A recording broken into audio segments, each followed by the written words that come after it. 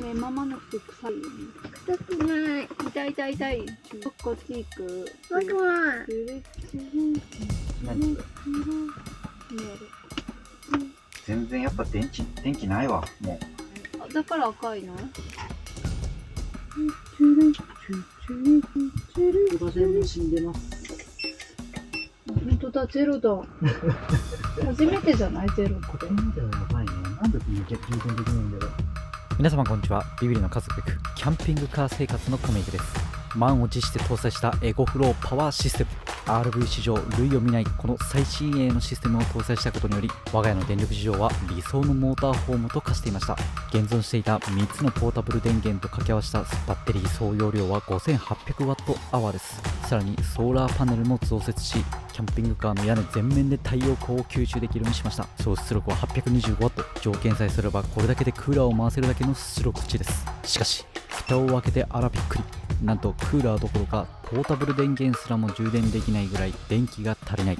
もう電気貧乏からはおさらばだよ。家族の手前立場がない。もう電気は困らないんじゃなかったのね、仕組み。チクチクボディーブローのように刺さる妻のディス。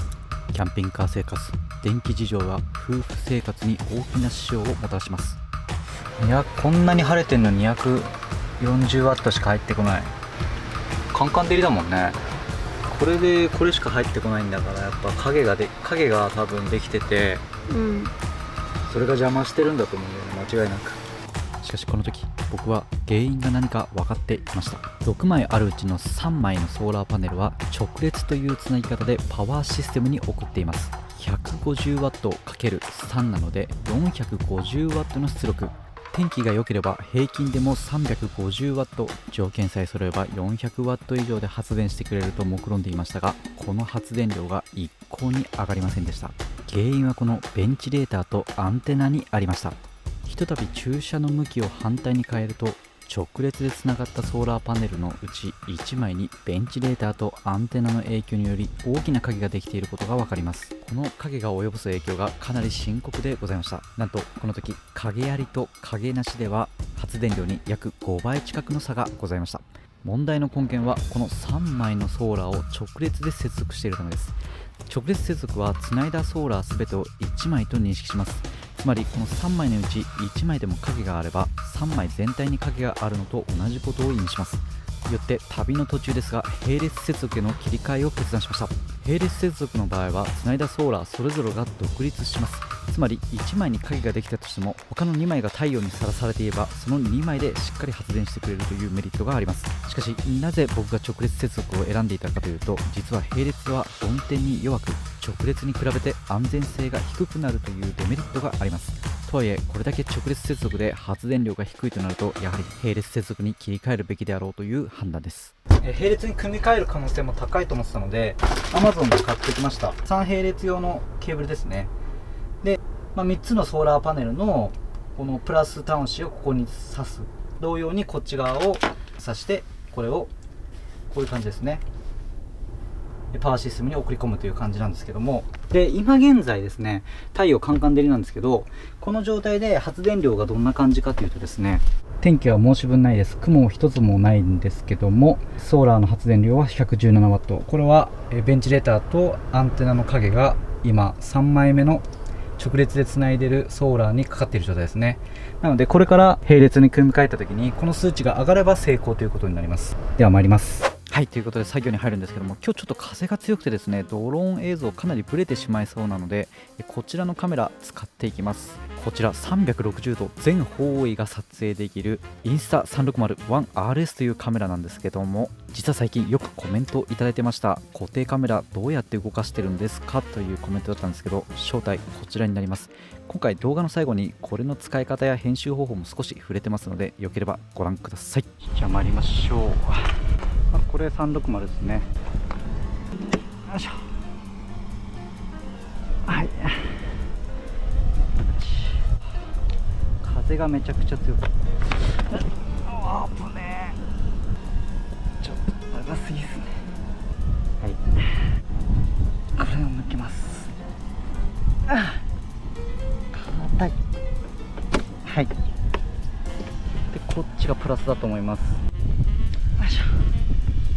風がやばいな。大丈夫かな。この並列用のケーブルを挿します。はい。で、これですね。これを挿します。で、この3枚のマイナスが今これに刺さったんですね。これで、今度こちらですね。はい。これのプラス刺さりました。今度これのプラス刺します。はい。このプラスですね。刺します。はい。これでもう並列 OK だと思います。ちょっとこれで通電するか見てみましょうか。ということで並列接続完了です。先ほど直列では 117W の発電でした。現在昼下がりではございますが、おそらく 200W 程度で発電するだろうと予想してます。しかし実はここから事態は思わぬ方向へと転がっていきます。していきます。ちょっと緊張するな。で、いきます。ピッ。さあ、お、120。あ、さっきより微妙に増えたぐらいですかね。そんな増えてないかな。122W ですね。いやー、ちょっと低いな。先日行った実験がありました。 100W のソーラーパネルを直列でつないだ状態。この時発電量は 125W でした。そして2枚のうち1枚に板をこのように乗せました。すると発電量は一気に 0W に落ちたわけです。一方、これを並列につなぎ直した状態で同じように板を乗せました。すると発電量は 122W から 63W に激減しましたが、1枚分はしっかり発電しているという証拠になります。今回のように影が確実に発電量に影響を及ぼしていると断定できる場合、並列につないだ状態で発電量が上がらないと明らかにおかしいです。つまりそれは何かしらの機材トラブルを意味します。そして再度屋根に上がり機材チェックすると、ソーラーパネルにある異変を発見しました。なんか今屋根に上がって不思議なものを見てる。これなんでしょうね。タバコの灰が当たったような感じにも見えるし、この中でショートしてるんじゃないですかね、これ。で、あったかいです、ここだけ。ソーラーパネルに不可解な焼け焦げた跡、しかも下から盛り上がっているような形でした。熱を帯び明らかに問題が発生しているのが分かりました。3枚直列接続にして初めて起きたこの問題、やはりまず疑ったのは3枚の直列接続に何か問題はなかったということ。基本的にソーラーパネルの接続は導電圧、導電流のものを使うというのが決まりですが、今回3枚のソーラーパネルのうち焼けたソーラーパネルだけ電圧、電流値が若干低いものを使っていました。しかしこの懸念材料は接続前にクリアしておりました。個体同士の電圧、電流の差が 5% 未満であれば接続は可能。今回の焼け焦げたソーラーパネルと他の2枚との電圧、電流値の差は 2% 未満ですので、今回の直列接続に関しては全く問題はなかったはずでした。しかし実際にはソーラーが焼け焦げるトラブルが発生しました。メーカーに確認しても明確な答えが出ず、しかしある情報を目にします。回してる動画、見て。症状が一緒なんだよね。ほら、あ、これこんな感じでしょ。これ違うかな。これぐらいしか見た目考えられないな。は見た目は完全に自然で、何だったの？ホットスポット。ホットスポット。驚きました。ソーラーパネルで作られた電気の流れが何かしらの抵抗が原因で流れにくくなった時、その電気は電流を熱に変換して発熱する場合があるらしい。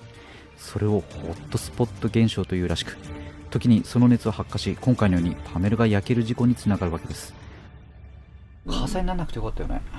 そっちもあるんだ。いや、火災になるパターンがあるって。それが怖いよね。めちゃめちゃ怖いじゃんね。気づいてよかった気ね。づいてよかった。っていうか屋根に穴開いたりとかしたよね。超やばい。雨漏りしちゃう。いや、皆様お気をつけください。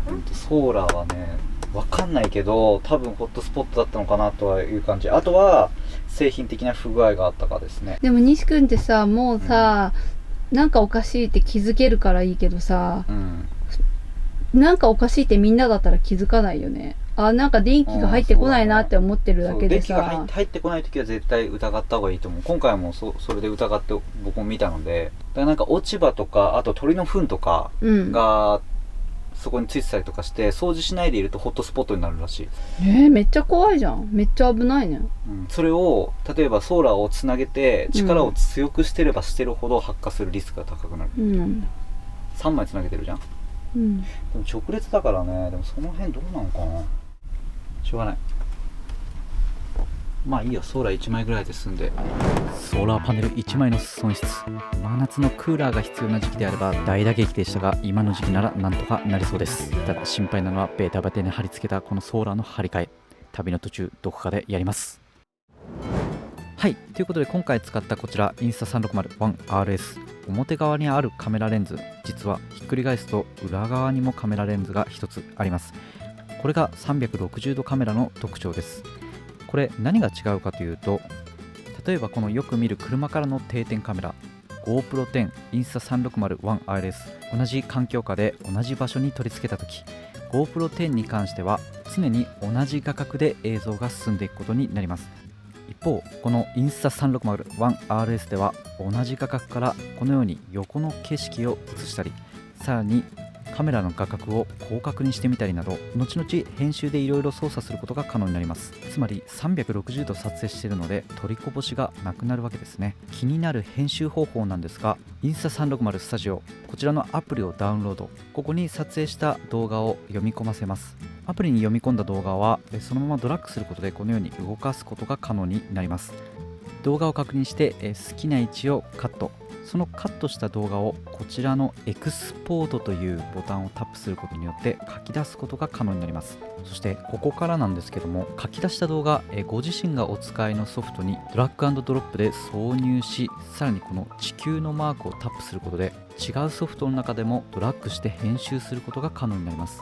あとはこのキーフレームに全てチェックを入れます。